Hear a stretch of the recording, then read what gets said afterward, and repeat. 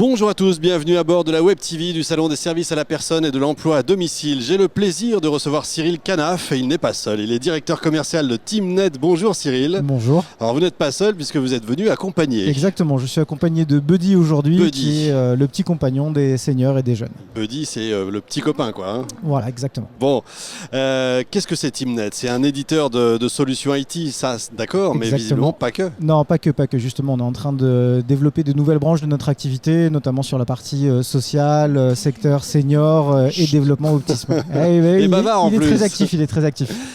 Ça bouge ça? Oui, tout à fait. Là, le but, c'est qu'on soit sur un robot qui fait deux cas d'usage principaux, la téléprésence et aussi le mode compagnon. Et comme vous voyez, quand on l'a paramétré pour être très sollicitant, il communique beaucoup autour de lui. Effectivement. Alors, TeamNet, quelques chiffres peut-être. Combien de salariés? Alors là, aujourd'hui, on a 90 collaborateurs dans le groupe. Quand même. Et on approche des 9 millions en termes de chiffre d'affaires avec des ambitions d'aller beaucoup plus.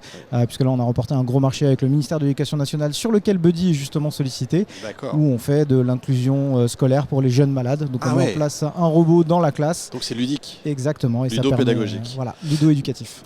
Éducatif, ouais. 2021, votre actualité le marché du ministère de l'Éducation, justement, là où on est en train de déployer 2000 robots dans toute la France, donc métropole, mais également Guyane, Antilles et La Réunion et Mayotte. Et là, l'objectif, c'est effectivement d'augmenter en fait ce volume avec le ministère de l'Éducation nationale, où là, on est sur un dispositif à disposition des jeunes malades, donc pas des enfants handicapés ou de ceux qui sont empêchés, mais vraiment ceux qui ont des maladies somatiques, qui sont à l'hôpital ou qui sont obligés de rester chez eux. D'accord, donc concrètement ça veut dire quoi? Ça veut dire il y a un enfant qui est malade dans son lit d'hôpital. Exact. Ce robot est dans la classe. Exactement.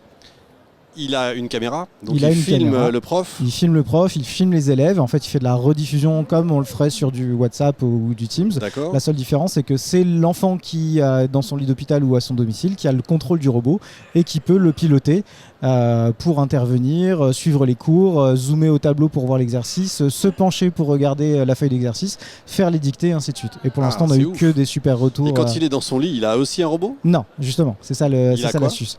Pour l'instant, il a sa tablette et son casque qui sont connectés au robot. Voilà. D'accord. Qui lui permet de faire de l'inclusion scolaire. Ça respire, ça abaille, le prof dans Alors non, il justement, en peut plus, peut-être, le mode compagnon, justement, dans le cas d'usage du ministère, on l'a désactivé parce que le cas, c'était vraiment de faire de l'inclusion scolaire. Et pour l'instant, tous les retours qu'on a eus sont hyper positifs. On a des enfants qui avaient du mal à suivre les cours, qui sont passés de 2 à 5 heures de connexion au robot par jour.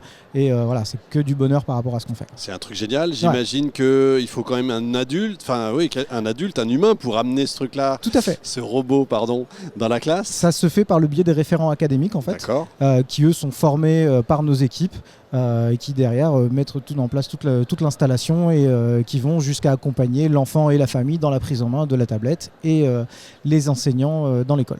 Le fait qu'il ait une forme, je ne sais pas si on peut dire humanoïde, en tout cas... On parle de design émotionnel. Design émotionnel, justement. C'est important, c'est plus important que de mettre une simple webcam qui bougerait? Tout à fait. En fait, le cas d'usage du ministère, et c'est aussi pour ça qu'on croit en son potentiel pour les seniors en résidence et au domicile des seniors, c'est qu'effectivement, son design est un peu unique en son genre et il est capable de se connecter avec d'autres devices. Et le but en fait, de son design, c'était vraiment d'avoir une adhésion immédiate pour tout type de public. On a vraiment travaillé la conception, la forme, les couleurs, les émotions. On parle d'interface comportementale avec ce robot pour que justement il rencontre un grand succès. Les faits marquants en 2022 pour vous, ce sera quoi ?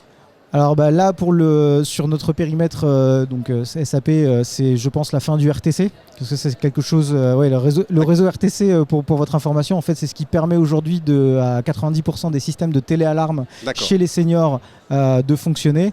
Et en fait, il y a une fin annoncée du RTC à partir de 2023, une fermeture complète de tous les dispositifs en 2025.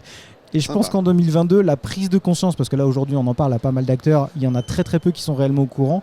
Et je pense qu'à mon avis, effectivement, le phénomène d'information et de communication va créer une espèce d'effet un petit peu de panique, je pense, sur la plupart des opérateurs qui ne sont pas au courant qu'ils doivent remplacer en fait tous les dispositifs qui sont déployés aujourd'hui sur le... Ça va passer comment, en OTA par le web? Aucune idée pour l'instant. Là, on n'a pas de communication. Je pense qu'à mon avis, ça va être sympa. Mais du coup, ça va créer de bonnes opportunités parce que justement, nous, on est en train de travailler sur des sujets avec des montres connectées 4G pour justement remplacer ce type de dispositif et environner en fait le senior chez lui avec des objets connectés dont on espère bientôt Buddy au domicile de nos grands-parents. On reste en France, il ne faut pas que ce soit compliqué, il faut que ce soit simple forcément. Oui, tout à fait. Puis là, effectivement, c'est j'en ai pas parlé, mais Buddy est made in France, bien évidemment conforme au RGPD parce que sinon on n'aurait jamais gagné le marché du ministère. Donc effectivement, voilà, on a des dispositifs qui commencent à être un peu... Non, pas tout de suite. C'est intéressant ça. Pourrais-tu me gratter la joue? Voilà ce que vient de dire Buddy. Ouais. C'est-à-dire qu'en fait, il a des capteurs sur les côtés. Oui. Exactement, fantastique. Il est capable de repérer qu'il a des visages humains. On ne fait pas de reconnaissance faciale parce que ça sinon ce serait une vraie galère au niveau RGPD. Par contre on fait de la reconnaissance de visage. Bien sûr. Et on a travaillé sur quelques cas d'usage en accueil du public, que ce soit sur des entreprises ou des collectivités où effectivement le but c'est qu'il interpelle en fait les personnes qui sont en train de naviguer dans la structure, qu'il appelle leur attention, qu'il leur demande de faire des actions. Donc effectivement caresser la joue, grattez-moi et qu'il y a derrière après. Il raconte des blagues. Voilà, c'est ça.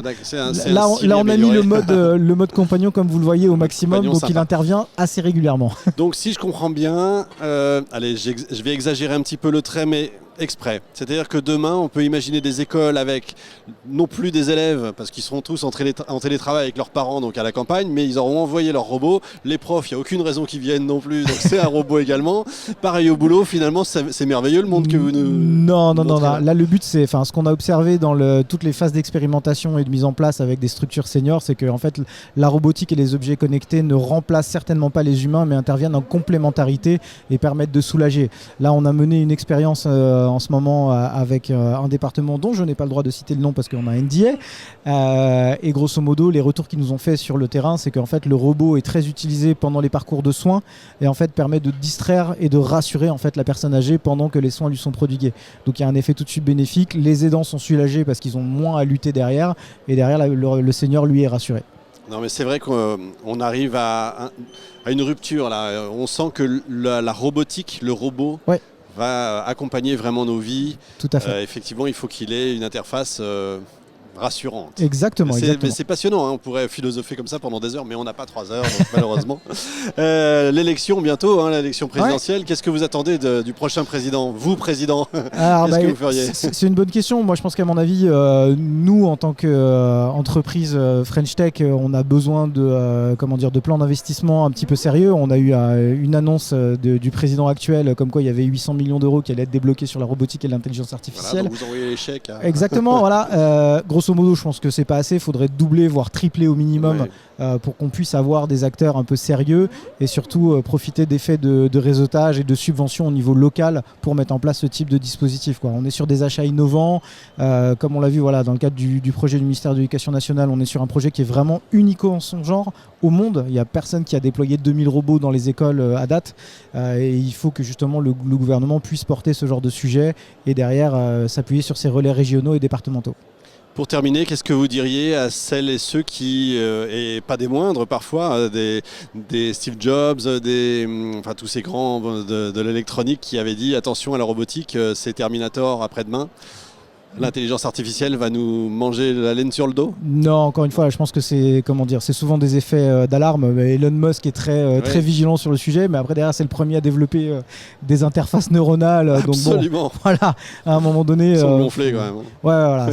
Faut rester un petit peu cohérent, mais non, je pense qu'à mon avis on a de très très belles perspectives. Et tant qu'on reste dans un cas d'usage où on sert l'humain, on continuera d'être cohérent et d'être pertinent. 6 petites questions subsidiaires avant de terminer. On est fin 2021, il y a quand même des gros soucis d'approvisionnement de tout ce qui est puces électroniques, etc. Ouais. Est-ce que ça vous impacte? Le Covid nous a plus impacté que les composants électroniques et ça c'est justement un point sur lequel on est vraiment très très vigilant avec la multiplication de nos fournisseurs justement pour continuer un approvisionnement constant parce que là on est sur une production à plus de 2000 unités mais on est déjà en train de travailler sur des projets opérants donc on sait qu'il va falloir passer un cap très très rapidement. D'accord, donc je vais peut-être pas m'en acheter un pour Noël mais ça donne envie. Si vous voulez. Ça donne envie en tout cas. Merci beaucoup Cyril. Fin de cet épisode en direct de notre Web TV. Merci Buddy également. Retrouvez l'ensemble des émissions sur salon-service au pluriel-personne.com. Messi. On se retrouve dans un instant avec un nouvel invité. Merci beaucoup. On arrive.